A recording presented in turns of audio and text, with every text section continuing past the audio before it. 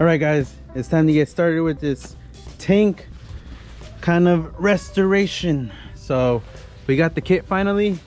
It's a 3-stage kit. So as you can see here, it's a clean, then it's another like a etching one that takes away the rust, and then you put the sealer after you get that together. And they have videos online on how they recommend on doing it. So if you guys want to check it out, let's see how after you see how this one turns out. So I hope this is the solution to get that tank back to where the standards that it needs to be at. But like I said, my friend has had very good luck with this. He's used it on several cars that have had really bad tanks. So I'm hoping for the best, and I'm just gonna try to clean this up. It's getting a new fuel pump. I'm gonna do the new wires right here because I looked it up and it was like 400 bucks, and I was like, I don't know about that. I don't know if I want to spend that on this. If I could get it to pretty much work, I'll just use a brush.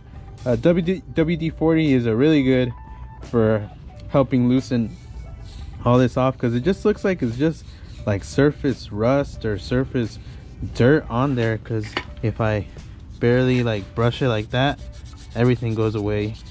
And then we're not gonna polish it or anything, but we're just gonna get it all the deposits clean, and so there's nothing loose on here. Probably clean the contacts on here, and we could test it actually before I put it in. We could ohm it out and see if we're getting any dead spots, so to make sure that our fuel level gauge is going to work properly. I'm not sure what this is, this little thing on the bottom. I'm not sure what that is. I haven't looked into it. And then this is just the return line. The fuel pump, of course, I'm going to be replacing with the Aeromotive unit, so I don't really care about that. But just the wires. This is the power wire. Look how close that was getting to grounding out right here, because there's no insulation whatsoever. So I'm surprised it never like short-circuited and caused the fuel pump not to work. We got lucky in that aspect, I guess.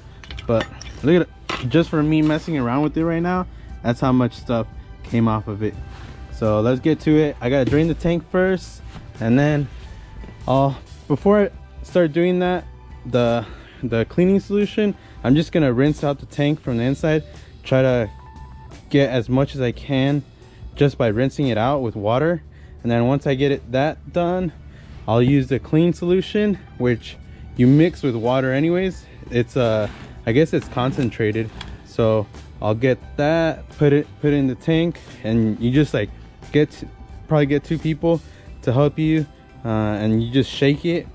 That's what I saw when I watched the videos. You just shake it real good, and then until you get clear fluid coming out of when you're draining it afterwards.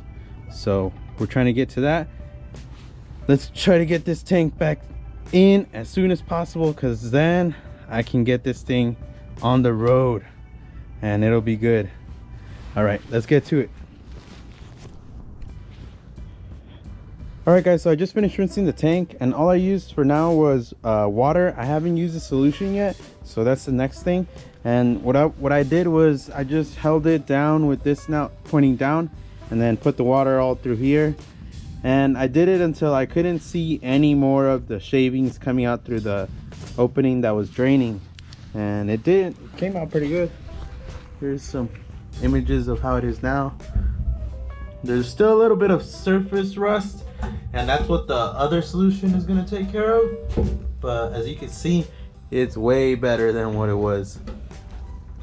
But you might ask, why don't I just put it back in there just like that and not worry about it? Because the reason why you don't do that, because it's not the right way to do it, one, and because it's still gonna end up rusting again, because it's steel and it doesn't have a coating to protect it all around to be able to have it not rust. So that's what that's for, is to kind of recoat the inside of the tank so it doesn't rust. It's kind of like if you had a piece of steel and you left it out and it's not painted, it's gonna rust. But if you put a paint or some kind of layer over it, it won't rust.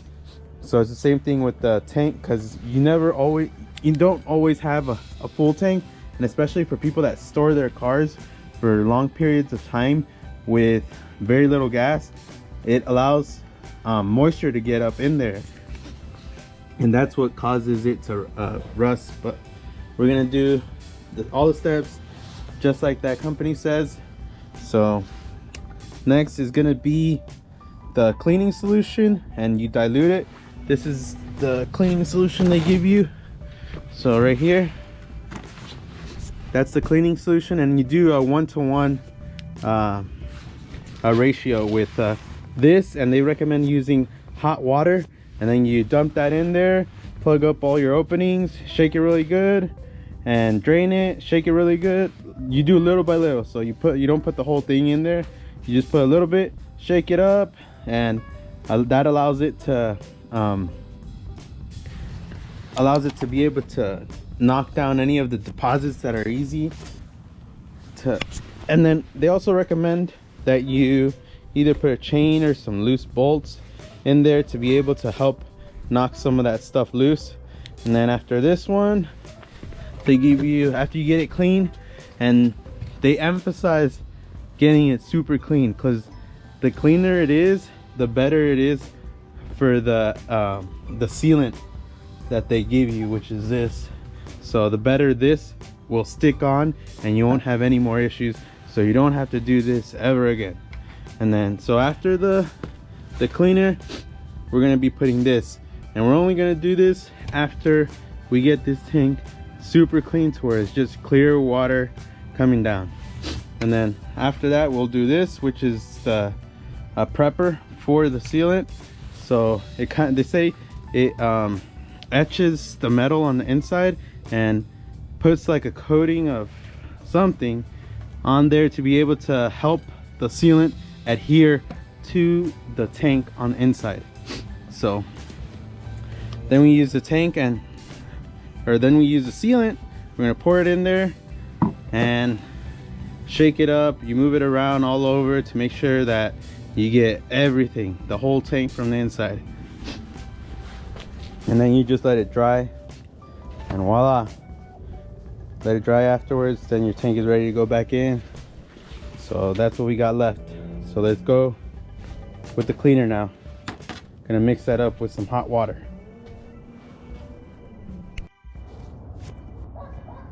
All right guys, so I just finished with the cleaner. I put it in there, I shook it up, moved it all over the place, and then they tell you to let it sit for about 5 minutes and then shake it up again, and you want to do that about 3 times. And I covered all the openings with duct tape. It worked somewhat okay. Here it started peeling because it smells like it's like a degreaser, like that type of cleaner. And so right now what I'm about to do is I'm about to take it back, and I'm gonna rinse it all out, try to get all that cleaner out, and then we'll do the rust etching solution, and then we'll put that in there, and then we'll see what that does. All right, let's get to it. All right guys, so I just finished rinsing out the tank. I took out all the cleaner that we had used that I left overnight. I took all that off, and now we're gonna do the rust blast. This one right here, the rust blast. So they want you to put the whole contents into the tank, and that's what we're gonna do. That's what's gonna take care of all the surface rust and give us a nice clean layer for the sealant to stick onto. So that's the next step. I dried off the tank as best as I could. I used my shop vac over there to dry off the tank, but check it out guys, look at all that. That was after I rinsed it. Look at all that. That's a lot. So good thing we're doing this now, but it's a lot of freaking gross stuff that could have gone in my fuel system. And on another thing, I ended up finished sandblasting the valve cover that I'm gonna be painting. So man, this thing was giving me issues. One, because the sand that we have at work isn't really meant to take off the paint, but because I was here for a long time and I barely got like this section done, and I was like, hell no, this is gonna take forever. So what I ended up doing is I got some aircraft remover and I just sprayed the whole valve cover with that, and it ate up the paint quick, like super quick. It just dissolves the paint. It's pretty cool and it works really quick. So I did that, took off all the paint, and then I took it back to the sandblaster and finished sandblasting the whole valve cover. So now it's pretty much ready to get painted. So we're also going to work on that later on. Not today. Today we're still focusing on the tank. After I do this, they want you to let it dry after you get all the contents out of the tank. So we're going to put it in there, move it all over, make sure it gets the entire tank nice and clean. And then we're gonna do that about 5 times and wait 5 minutes in between. And then afterwards I'm gonna rinse it. They want you to rinse it out. They don't want you to leave this in there to puddle up because it eats away at the metal. So they want you to take it all out. So we'll drain it again, drain the whole tank, and then what we're gonna do is we're gonna just let it dry overnight. And then tomorrow what I'm gonna be doing is the sealant. That's the last step, is the sealant right here. We'll do that tomorrow and then leave it overnight, and then it should be ready to go back in. I was also, let me show you guys real quick. I also cleaned up the sending unit and all that, so it turned out pretty good. I'm not gonna be putting this pump back. I checked the resistance on my fuel level sender to make sure I was good, and it is. The one thing that came off while I was cleaning it is this wire that goes right here. This normally attaches right here, so I have to just, it won't be hard to fix. I just have to resolder that. And the new Aeromotive pump comes with some wires that I'm going to be soldering onto here, and then it has its own connector, and we'll put that on and everything, and then slap it in, put it in the tank, and then put the tank back in. These are like this is like a little breather, I guess, for the gas vapors. So that goes in the tank, and this is like a little baffle, I don't know, and that goes in the tank as well. So we'll throw those on once we get the tank all coated, and then the S13 will be ready to go out for a drive with fresh new gas, a fresh new tank from the inside, a fresh new fuel pump. So it's gonna be all new, and then I'll work on getting this painted. I'm thinking on doing gold with the black letters, and then this will be black with the gold letters. So it should look pretty good. So that's what's left, and then I have a couple other goodies that came in for the S13 that we have to put on as well. So that's gonna be fun. A little bit of wiring here and there, so we'll get to show you guys a little bit on how to do some wiring. So let's get to it.